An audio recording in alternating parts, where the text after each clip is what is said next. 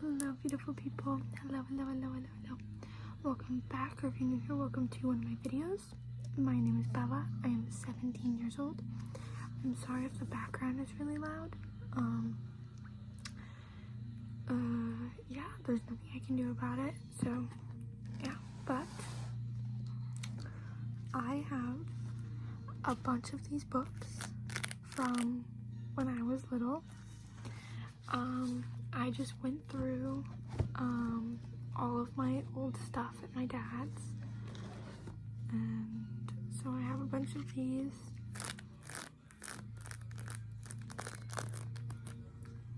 These are like my favorite books.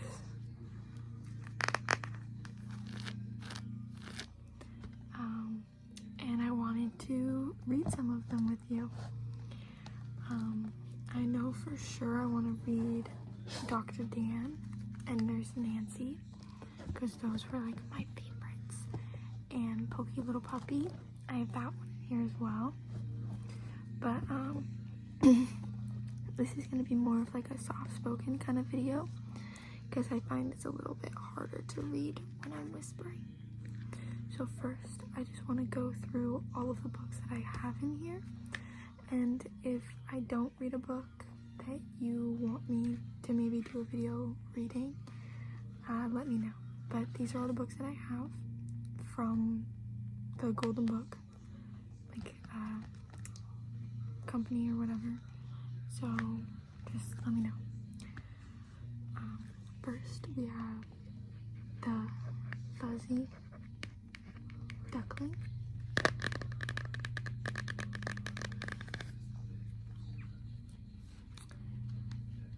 My Little Golden Book About God.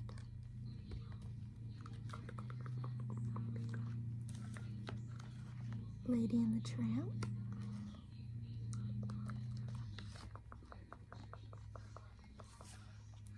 Winnie the Pooh and the Honey Tree.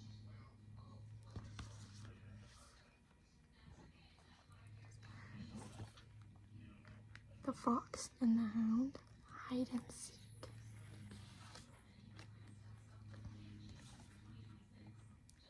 Cinderella.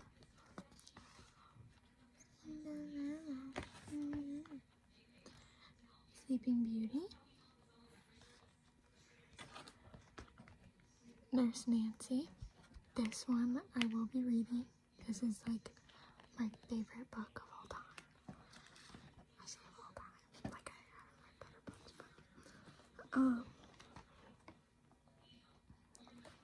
just make a little stack. Dr. Dan. The Bandage Man. I will also be reading this one, because I also really like this one.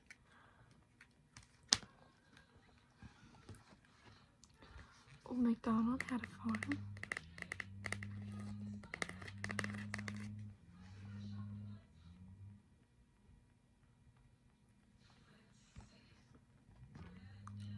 The Tale of Peter Rabbit.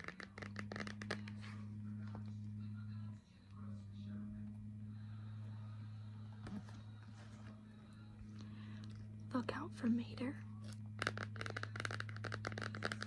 This one was my brother's favorite growing up, so I'm gonna read this one too, just because he used to make me read it to him all the time, so it's like a nostalgia thing. I'll read it. Another monster at the end of this book. I loved this book. My dad used to do all the voices for it, so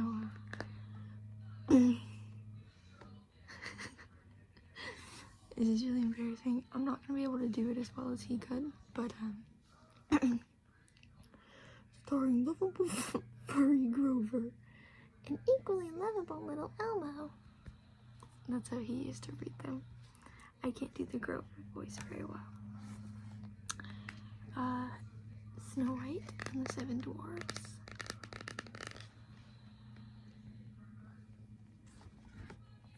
The Lion's Paw. I will also be reading this one, because I really like this one. And last but not least, the infamous, the Pokey Little Puppy. Pokey Little Puppy book. I will also be reading this one because I freaking love this one. Those were all my books. If I went through these and you saw one that you like or you'd want me to read, please let me know. But I will be reading a couple of them for you today. Not all of them, of course, but a couple of them. I also have some Dr. Seuss books that I might read, but my main focus is Golden Little Book. Okay, so first we will start with Nurse Nancy, because I'm really excited and I haven't looked at this book in so long.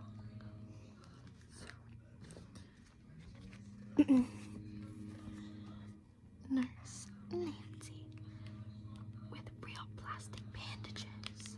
Oh my goodness.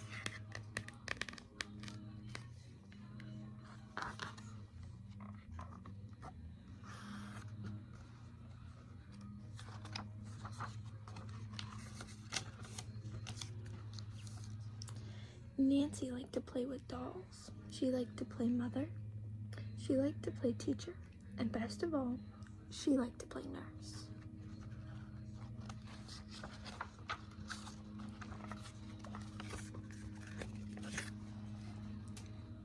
She had a fine doll hospital, complete with lots of bandages and handy candy pills.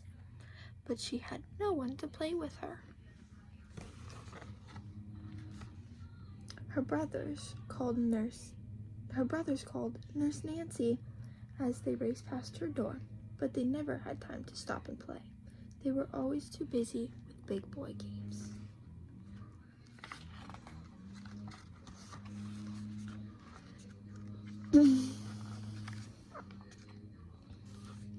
Mother stopped in at the hospital sometimes.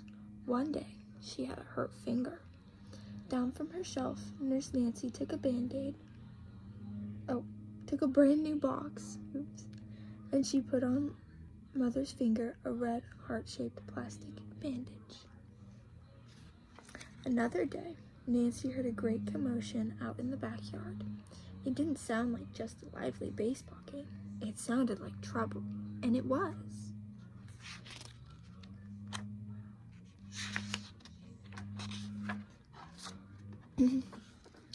The boys' ball had hit a bee's nest, and angry bees were pouring out. Buzz, buzz, buzz, buzz, buzz, buzz, buzz. Look out, Tom shouted. Here they come. And the three boys came racing toward the house with the angry bees close behind.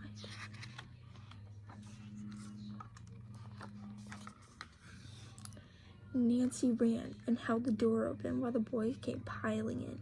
Then she slammed it shut on the bees. Phew, panted the boys. We are safe. But Tom was not safe. He had fallen. Nancy was a nurse, so Nancy knew what to do. First, she took a good look at the wound.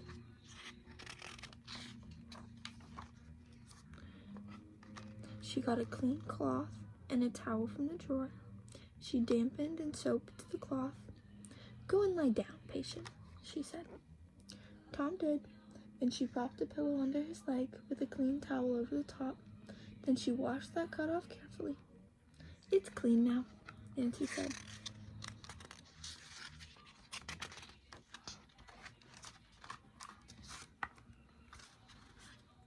The damp cloth was nice and cool against the burning steam. Soon, the hurt had stopped. How do you feel now? Nancy asked. Much better, said Tom, and he tried to smile. But when he looked at the ugly cut, he could not quite manage a smile. I can fix that, said Nancy. So she opened her supply box and covered the cut with a brightly colored bandage. That brand new bandage looked so fresh and fine that even Tom could smile at it now.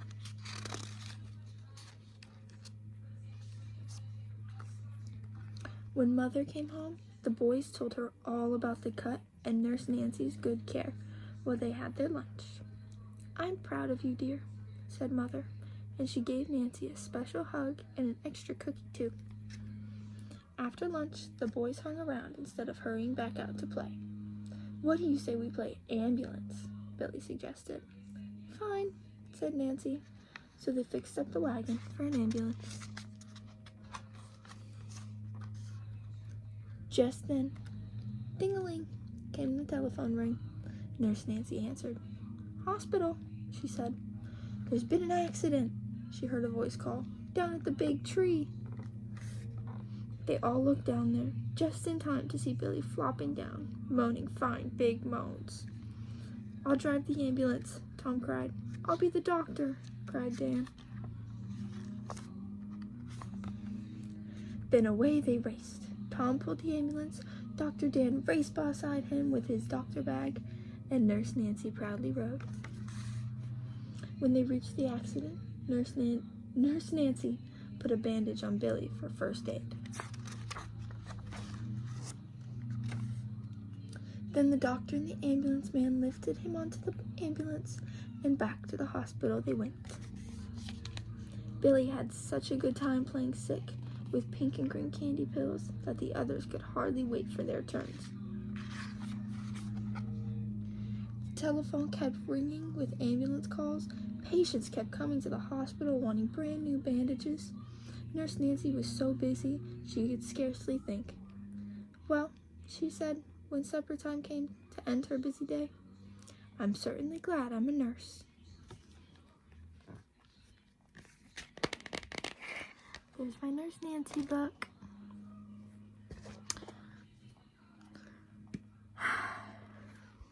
This is like my favorite one ever.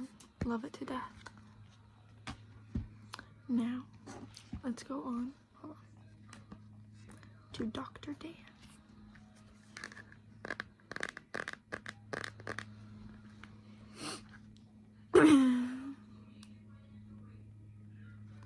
If I can open it. Dr. Dan, the Bandage Man. Let's see. If I could read backwards, I would hold it like this. But I cannot.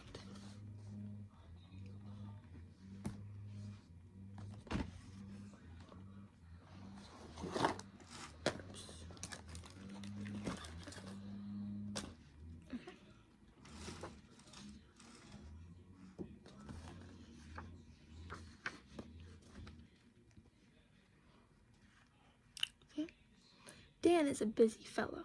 He is always on the go. But one day, in a big backyard cowboy fight, he fell and scratched his finger on his make-believe gun.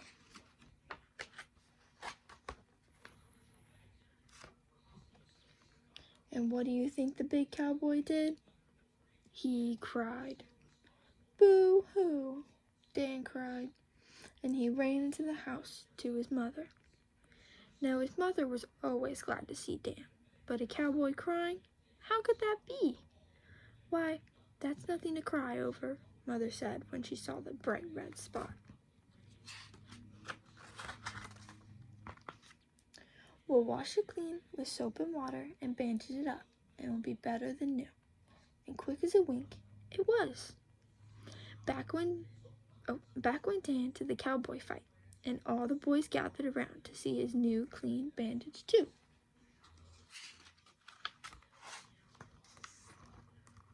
Next day, Dan hitched up Spotty, his pup, to take his sister Carly's doll for a ride. But Spotty saw a cat he wanted to chase, and he forgot all about the doll. Lickety-split, Spotty started off. The wagon tipped over, the doll tumbled out, and Carly started to cry. My baby hurt herself because the doll had a bump on her head.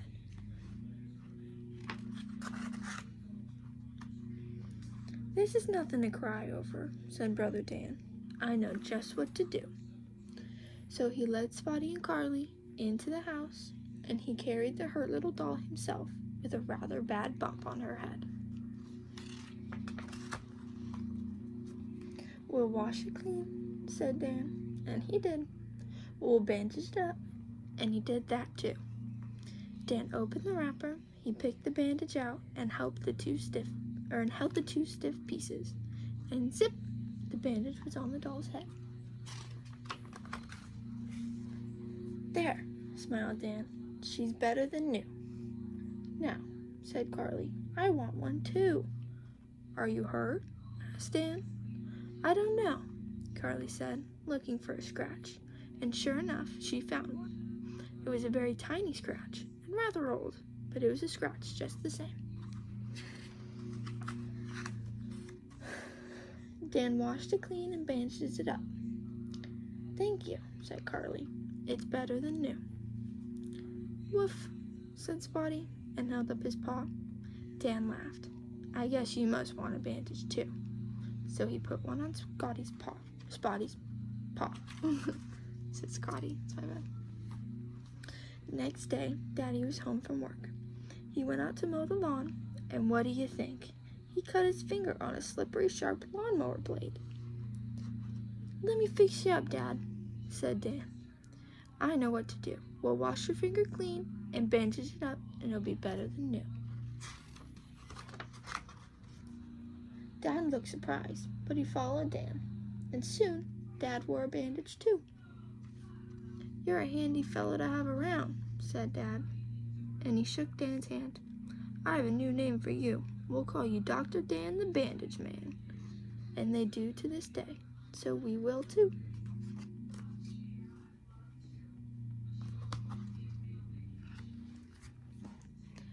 Thought that was cute. Let's see. We'll do Look Out for Mater.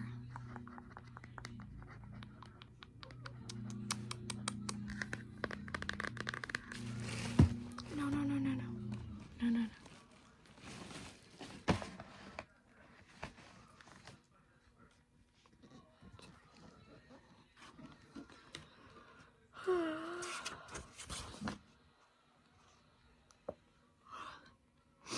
Wow, this is making me kind of sleepy.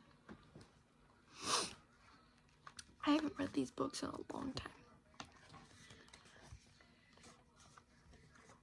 I just love the illustrations. Like, I love the artwork. I just think it looks so pleasing. It's so nice.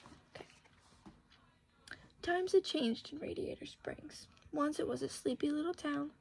Now cars come from all over the world to visit the new racing headquarters of Lightning McQueen. He wants to get let out, but he can't get let out. The famous race car liked all the attention he got from his fans, but what he really enjoyed was spending time with his new friends. Lightning's two closest friends were Mater and Sally. Mater was a rusty tow truck with a silly sense of humor. He and Lightning McQueen were very different, but they had quickly become best buddies. Sally was Lightning's girly friend, as Mater often said. She was caring and smart. Lightning loved driving around with Sally by his side.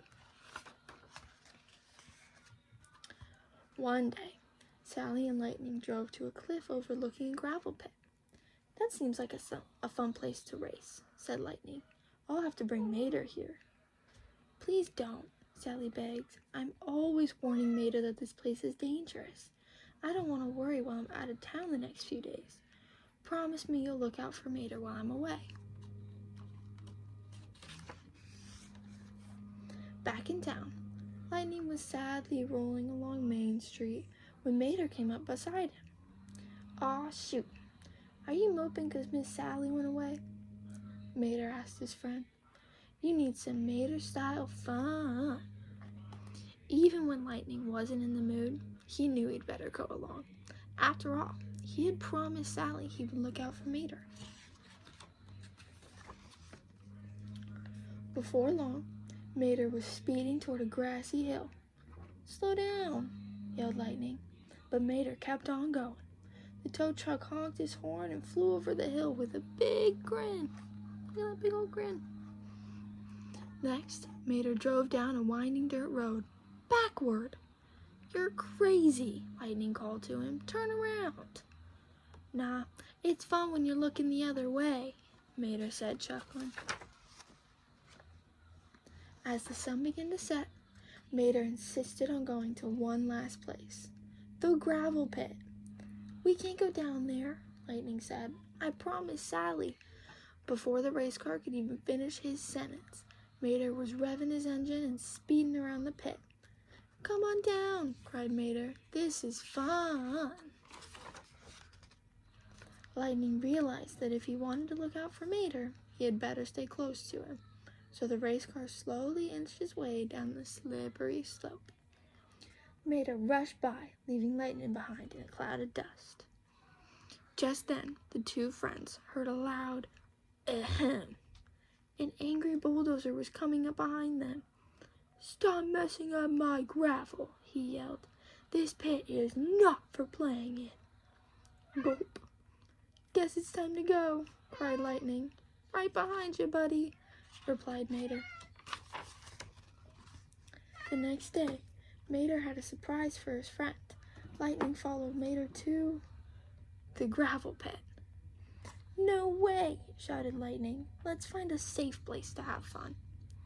Shh, whispered Mater as he rolled past the snoring bulldozer. Big Bill's sleeping, and anyways, this time we won't even touch the gravel. Can I help you?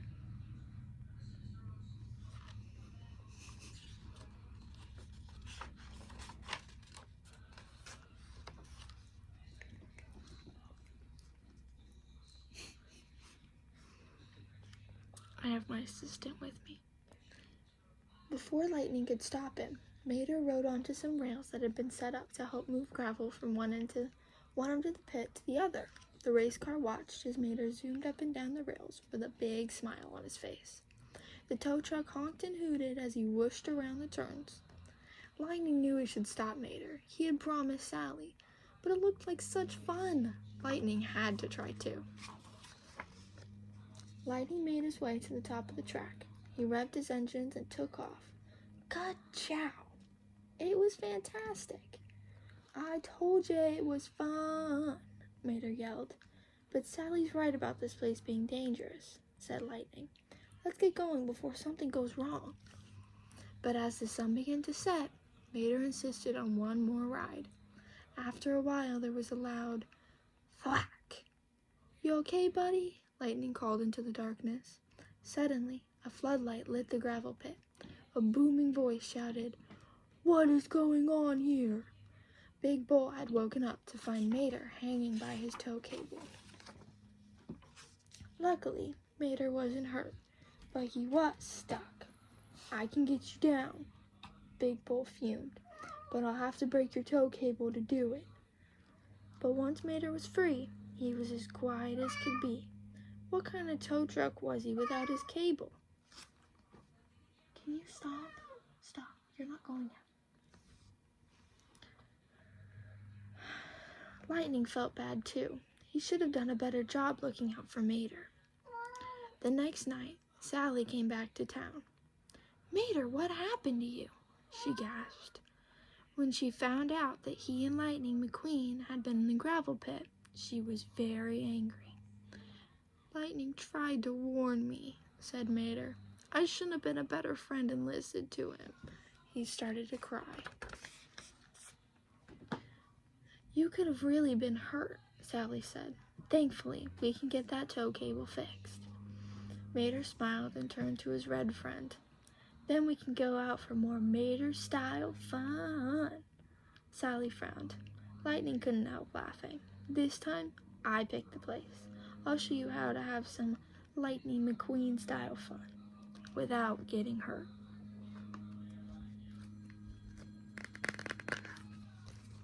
There's that one. And then I think I'll probably only do...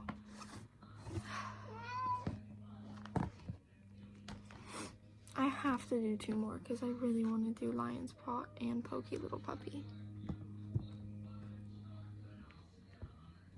It's okay. I'll do Lion's Paw and Pokey Little Puppy. So I have 2 more books. Come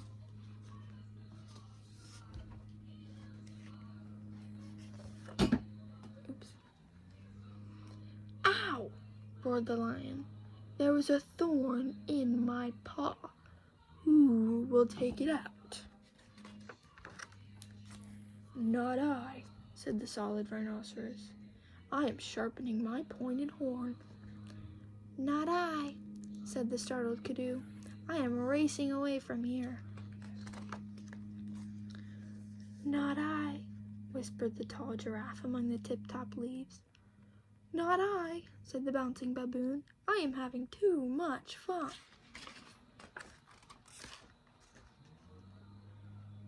Who will take the thorn out? Asked the crowned crane. Not I, said the hippopotamus. I am cooling off in the mud. Not I, said the striped zebra. I am kicking up my heels. Not I, said the bright-eyed monkey. I am swinging by my tail. Not I, said the big gorilla. I am scratching away my fleas. Not I, said the elegant gazelle. I am leaping across the veld.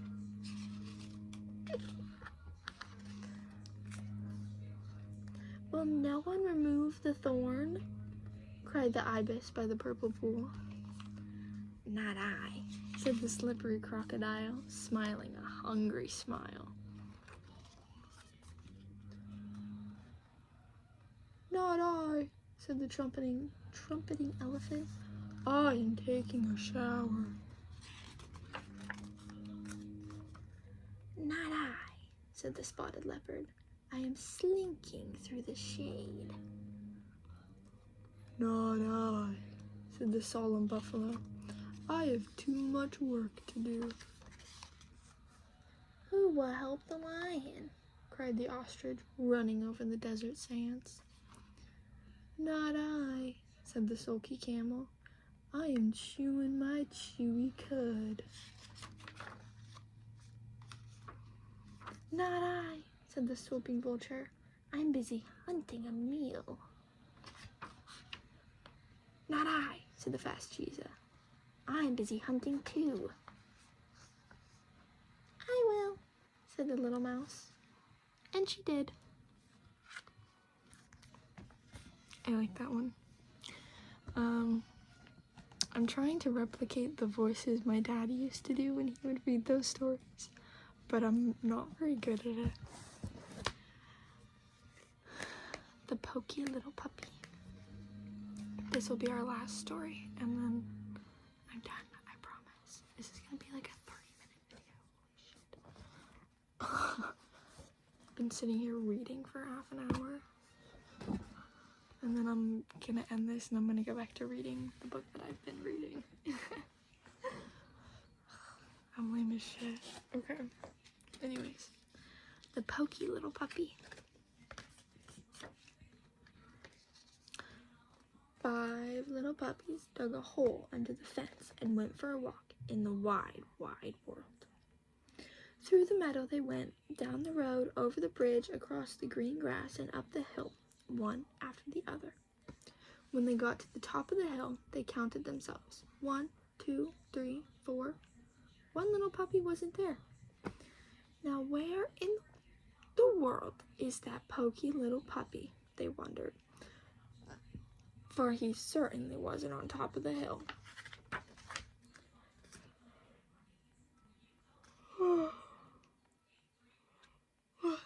Sorry. He wasn't going down the other side. The only thing they could see going down was a fuzzy caterpillar. He wasn't coming up this side. The only thing they could see coming up was a quick green lizard. But when they looked down the grassy place near the bottom of the hill, there he was, running around and round, his nose to the ground. What is he doing? The 4 little puppies asked one another, and down they went to see. Roly-poly, pell-mell, tumble-bumble, till they came to the green grass, and there they stopped short. What in the world are you doing? They asked. I smell something, said the poky little puppy. Then the 4 little puppies began to sniff, and they smelled it too. "Rice pudding," they said, and home they went as fast as they could go, over the bridge, up the road, through the meadow, and under the fence. And there, sure enough, was dinner waiting for them, with rice pudding for dessert. But their mother was greatly displeased. "So you're the little puppies who dig holes under fences," she said. "No rice pudding tonight." And she made them go straight to bed. But the poky little puppy came home after everyone was sound asleep. He ate up the rice pudding and crawled into bed, as happy as a lark. The next morning, someone had filled the hole and put up a sign. The sign said, "Don't ever dig holes under this fence." But 5 little puppies dug a hole under the fence just the same and went for a walk in the wide, wide world. Through the meadow they went, down the road, over the bridge, across the green grass, and up the hill, 2 and 2. And when they got to the top of the hill, they counted themselves. 1, 2, 3, 4. One little puppy wasn't there. Now where in the world is that poky little puppy? They wondered, for he certainly wasn't on top of the hill. He wasn't going down the other side. The only thing they could see going down was a big black spider. He wasn't coming up this side. The only thing they could see coming up was a brown hop toad.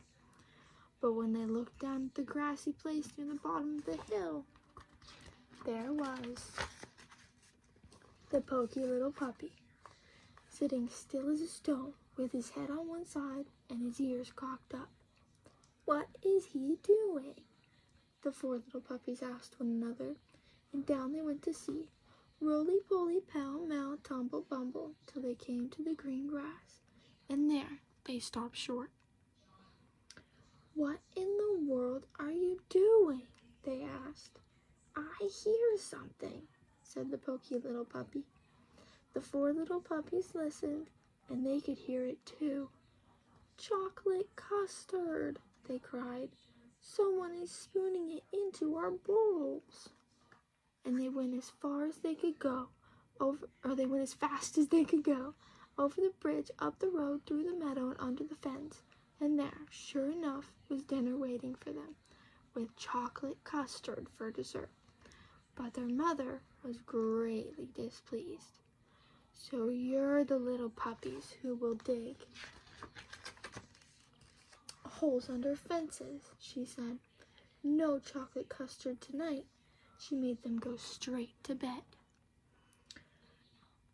But the poky little puppy came home after everyone else was sound asleep. He ate up all the chocolate custard and crawled into bed as happy as a lark. The next morning, someone had filled the hole and put up a sign. The sign said, "Don't ever, ever dig holes under this fence." But in spite of that, the 5 little puppies dug a hole under the fence and went for a walk in the wide, wide world. Through the meadow they went, down the road, over the bridge, across the green grass, and up the hill, 2 and 2. Wait, I'm trying. Lay down. And when they got to the top of the hill, they counted themselves. 1, 2, 3, 4. One little puppy wasn't there. Can you? Yeah.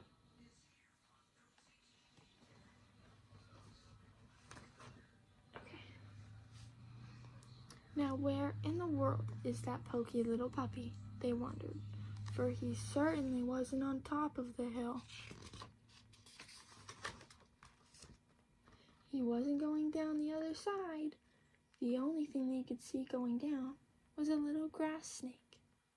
He wasn't coming up this side. The only thing they could see coming up was a big grasshopper. But when they looked down the grassy place near the bottom of the hill, there he was, looking hard at something on the ground in front of him. "What is he doing?" The four little puppies asked one another, and down they went to see. Roly-poly, pell-mell, tumble-bumble, till they came to the green grass, and there they stopped short. "What in the world are you doing?" they asked. "I see something," said the poky little puppy. The four little puppies looked, and they could see it too. It was a ripe red strawberry growing there in the grass. "Strawberry shortcake," they cried. And home they went as fast as they could go, over the bridge, up the road, through the meadow, and under the fence. And there, sure enough, was dinner waiting for them, with strawberry shortcake for dessert. But their mother said, "So you're the little puppies who dug that hole under the fence again. No strawberry shortcake for supper tonight." And she made them go straight to bed. But the four little puppies waited till they thought she was asleep, and then they slipped out and filled up the hole, and when they turned around, there was their mother watching them. "What good little puppies," she said. "Come have some strawberry shortcake." And this time, when the poky little puppy got home, he had to squeeze in through a wide place in the fence, and there were his four brothers and sisters licking the last crumbs from the saucer. "Dear me," said his mother, "what a pity you're so poky. Now the strawberry shortcake is all gone."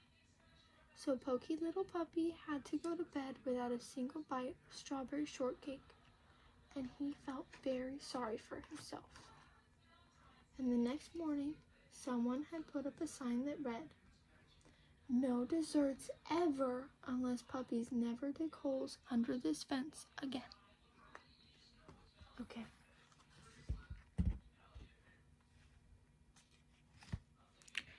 That's it for my book reading. This is a 37-minute long video at this point, which is freaking insane. Also, everyone say hi to my cat.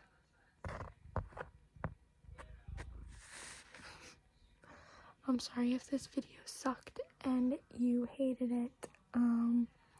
Let me know if there were any of the books in the beginning that I read off to you that you would want me to read that I didn't end up reading. And let me know if you would want to see more videos like this in the future. Okay. I love each and every one of you so much. Have a super duper wonderful morning, day, night, whatever it is, wherever you are. And remember to be kind and to love each other. Mwah, mwah, mwah.